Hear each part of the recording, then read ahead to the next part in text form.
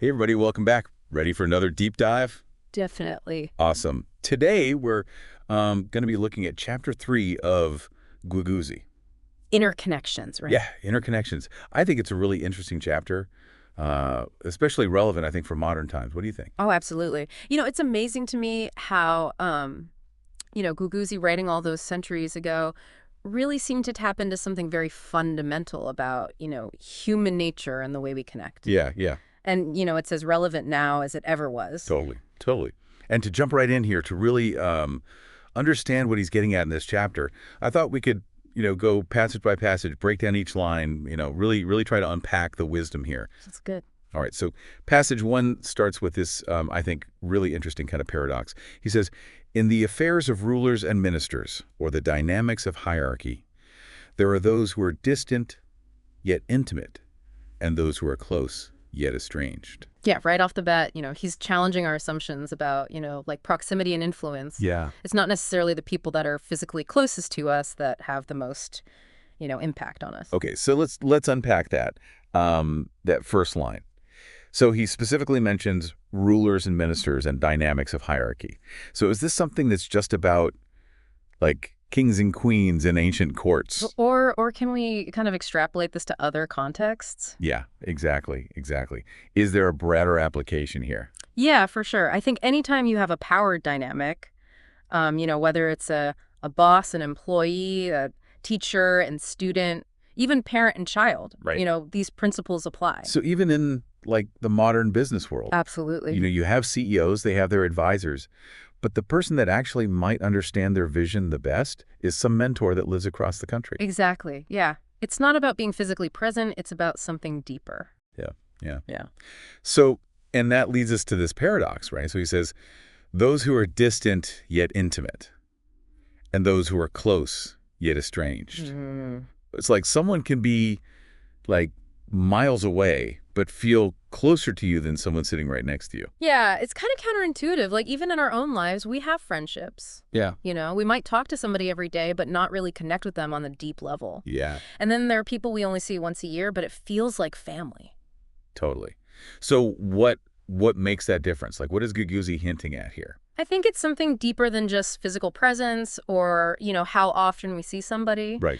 It's about, shared values, Mm-hmm. a common purpose, Uh-huh. really understanding each other's motivations and goals. That's what creates that true intimacy, even across distance. So it's not just about who's in your inner circle. It's about who's in sync with you. Exactly. Okay. Now the passage goes on. He says, some who approach are not employed, while those who depart are later sought after. Ooh, that's a good one. It's giving me, like, some serious, you don't know what you've got till it's gone vibes. Yeah, it's about recognizing potential and talent. Sometimes, somebody might be right there, eager to join our team or be part of our project.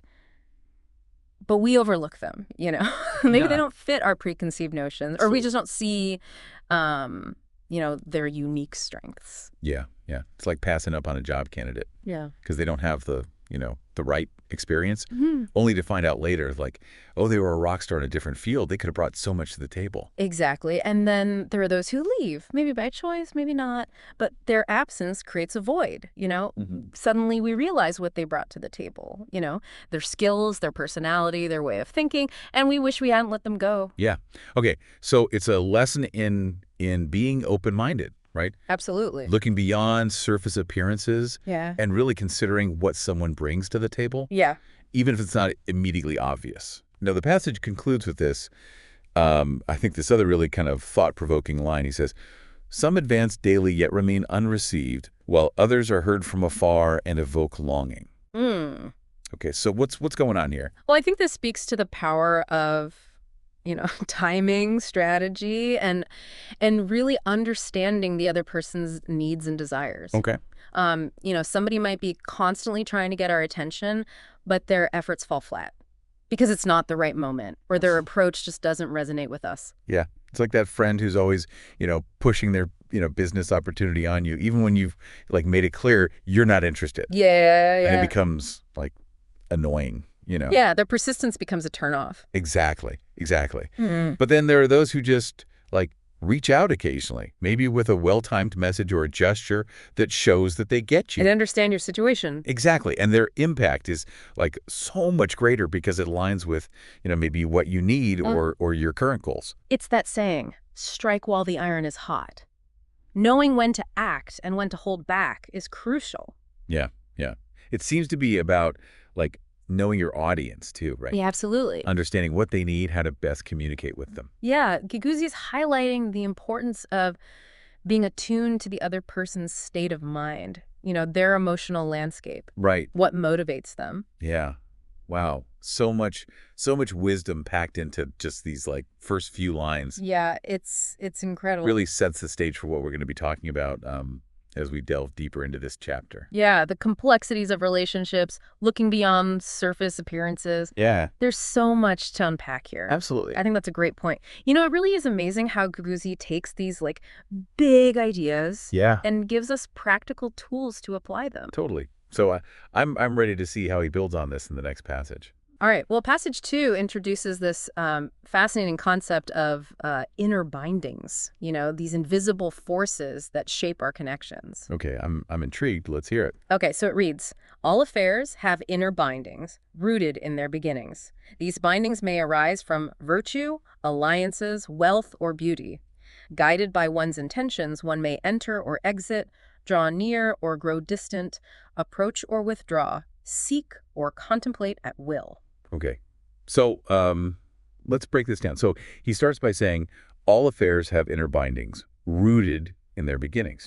So what exactly are these inner bindings? Like, how do they relate to the beginning of a relationship? Well, think of inner bindings as like the foundation of any connection, right? Yeah. It's the underlying reason why two people or groups come together in the first place. Right. So it could be a shared passion, a common goal, a mutual need. So it's like the DNA of the relationship, what makes it unique and drives its evolution. Yeah, exactly. Yeah. And he's saying these bindings are established, like, right from the start. Right from the get-go. Interesting. Yeah, it's like setting the trajectory for a rocket. From the very first interaction, there are certain elements that come into play, and they shape the course of that relationship. And then he gives some examples of what these bindings can be, right? Yeah. He says, virtue, alliances, wealth, or beauty. It sounds like he's acknowledging that relationships can be based on all sorts of things, from, shared values to, like, more practical considerations. Right. Yeah, it's a very realistic view of human nature. Uh-huh. Sometimes we connect with people because we admire their character or we share their ideals, right? Yeah. That's the virtue aspect. Other times it's about, strategic alliances. Right. Working together towards a common goal or even just pooling resources. And of course, he mentions wealth and beauty. Yeah. Which, let's be honest, can be powerful motivators in relationships, whether we like to admit it or not. He's not shying away from the realities of human nature.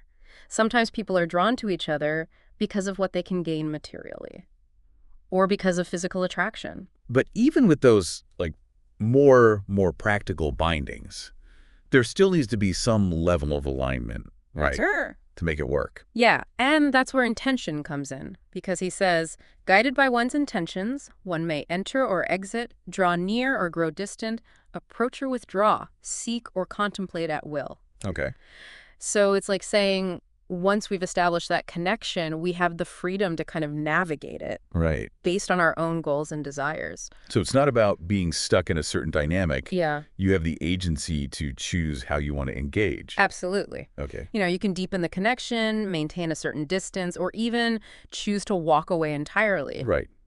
It's like recognizing when a friendship has run its course or when a business partnership is no longer mutually beneficial. Yeah. Sometimes the healthiest thing to do is to move on. Absolutely. And what's interesting? He ends this passage with this, it's like a metaphor. It's like poetic. He says, like a mother cicada following her offspring, such movements occur seamlessly, leaving no trace. They flow freely, unstoppable in their course. So what do you make of that? It's such a vivid image, right? Yeah. It really captures the idea that these, like, inner bindings can operate beneath the surface, influencing our decisions and actions in subtle but powerful ways. It's like there's this invisible hand guiding our interactions. Right? Yeah. We might not always be consciously aware of these bindings, but they're there shaping the dynamics. And it's interesting because just like the mother cicada's movements are so instinctive and effortless, Yeah. our, like, responses within these bindings can feel so natural and automatic. Precisely. Yeah. There's a certain like flow and rhythm to these connections, like a dance that unfolds based on those underlying bindings that brought us together in the first place. Yeah. This is so insightful. Yeah. It's really giving us like a new way to understand how relationships work. Absolutely. It's not just about personalities or individual choices. There are these deeper forces at play. Deeper forces at play. And I think passage 3 takes this even further by exploring how we can actually use this understanding of inner bindings to become more persuasive, more effective communicators. Okay, I'm ready to unlock those secrets. All right, let's do it. All right, bring on passage 3. All right, so passage 3, he says, the inner refers to advancing proposals. The binding involves securing one's plans. Those who wish to persuade must first measure their approach discreetly, and those who plan affairs must align with the natural flow. Okay, so he starts by connecting inner with advancing proposals and binding with securing plans. So is he suggesting here that persuasion is about like more than just words? Yeah, I think so. It's about understanding the deeper motivations and desires of the person you're trying to influence. It's not enough to just have a good idea. Right. So it's like figuring out what makes them tick. Exactly. You know, what are their goals? What are their values? What are their fears? And then you can tailor your approach to really resonate with those, underlying drivers. Yeah. And he also stresses this importance of discretion. He says, those who wish to persuade must first measure their approach discreetly. So it's not about being pushy or forceful. It's about being kind of subtle, strategic. Yeah, it's like you catch more flies with honey than vinegar. Exactly. Sometimes a gentle touch, a well-timed suggestion is far more effective than like a hard sell. Yeah. It's about understanding that natural flow of the situation. Okay. Sensing the right moment to present your ideas, and framing them in a way that aligns with the other person's needs and desires. Okay, so that makes sense. But how do we actually do that? Like, how do we know when it's the right time? Or what's the right approach? Well, I think Guiguzi gives us some clues in the next part. He says, subtly weigh possibilities, speak openly of gains and losses, and steer intentions accordingly. Respond appropriately to the moment to align with plans. So, he's encouraging a very thoughtful, strategic approach. Yeah. It's like you got to play chess, not checkers, when it comes to persuasion. Exactly. You got to anticipate the potential obstacles, weigh the pros and cons, be prepared to, adjust your approach based on the other person's response. It's like being a good negotiator. Right. You need to understand the other side's perspective, be willing to compromise, and just like be ready to pivot. Yeah. If your initial strategy is not working. And he also emphasizes the importance of aligning our intentions with our actions. Right. Because he says, if internal elements are misaligned, they cannot be executed. So you can't effectively persuade someone of something you don't truly believe in yourself. You got to walk the talk, right? Yeah. People can sense when you're not being genuine. And that ties back to the idea of inner bindings. If our own internal compass is off, it's going to be hard to create that genuine connection with somebody else. Yeah. Okay, now he also connects this to communication. He says, thus, adjust to the needs of the time and act expediently to seek transformation. Seeking inner harmony through transformation is akin to grasping the bindings of a tube. Words spoken outwardly must follow alignment, while persuasion in return requires adaptive speech. Okay, break that down for me. What's he saying here about transformation and this bindings of a tube metaphor? Well, he's saying that persuasion is a dynamic process, just like a tube can be bent and shaped. We need to be flexible in our communication, adapting to the needs of the moment, the other person's responses. So being responsive, not reactive. Exactly. Taking in new information, adjusting your approach accordingly, and that's where that bindings of the tube metaphor comes in. If you understand, how the tube is constructed, where the points of leverage are, you can kind of apply pressure in the right places, and you can guide its transformation. So it's like understanding the underlying structure of the conversation. Yes. The inner bindings that connect the ideas, the emotions, the motivations. Precisely. It's about seeing those invisible connections and using them strategically to guide the conversation toward, a desired outcome. Yeah, this is brilliant. It's like turning communication into like an art form. Yeah. It's not about manipulation or trickery. It's about aligning your intentions, adapting to the situation, and finding those points of connection that allow for genuine dialogue and understanding. Yeah, I think that's a great summary. Yeah, wow. So we've talked a lot about building those strong connections, the importance of shared values, common purpose. But what happens when those connections start to fray? Yeah, that's a good question. What does Guiguzi say about navigating those trickier relationships, maybe where there's conflict or misalignment? I think that's a perfect segue into our next passage, Okay. where Guiguzi gives us some advice on, how to deal with those situations where, there's a lack of harmony. All right. Let's hear it. So he says, by observing their plans, one discerns their intentions. When matters are misaligned, it reveals gaps in understanding. When there is harmony but no binding, it reflects outward closeness but inward estrangement. Where misalignment persists, the sage does not engage in planning. Okay. So it sounds like he's really emphasizing the importance of paying attention to people's actions, not just their words. It's like talk is cheap, right, really? Exactly. True alignment goes beyond superficial agreement. Uh-huh. We need to, look deeper, understand the other person's motivations, their values, their track record. So it's about doing your due diligence, whether you're entering a business partnership, a romantic relationship, even a friendship. Right, right. We need to ask ourselves, do their actions match their words? Yeah. Are they reliable? Do they share our vision?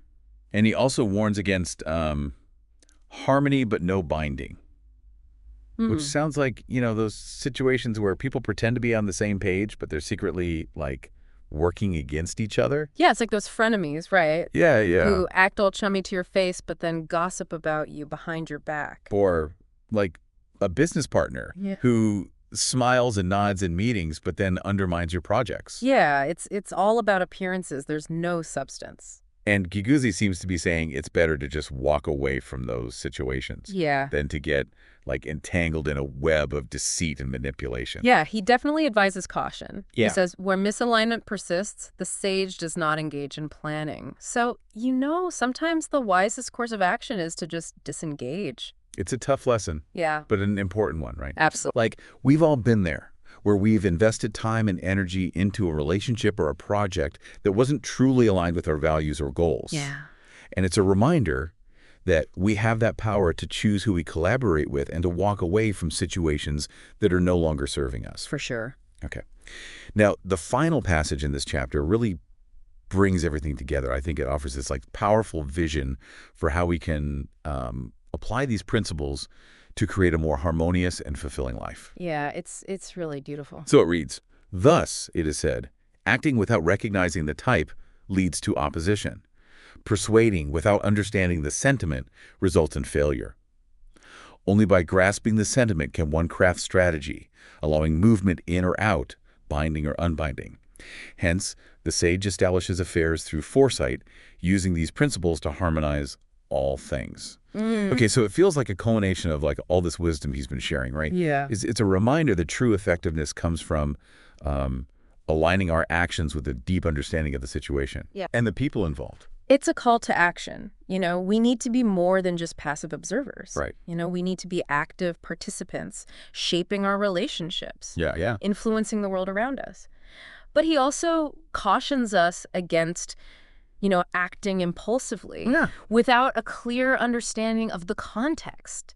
Because he says acting without recognizing the type leads to opposition. It's about doing your due diligence. Right. Gathering information, carefully considering, the potential consequences. But it's not enough to just understand the facts. Right. We need to understand the sentiment, the emotional landscape. Then reading the room, sensing the mood, understanding those unspoken dynamics that are often at play. And once we've grasped that sentiment, then we can craft a strategy that aligns with that natural flow of events. Yeah, allows for both. Flexibility and decisive action. And that's where the sage comes in, right? Yeah. He says, hence, the sage establishes affairs through foresight, using these principles to harmonize all things. The sage is the embodiment of wisdom and skillful action.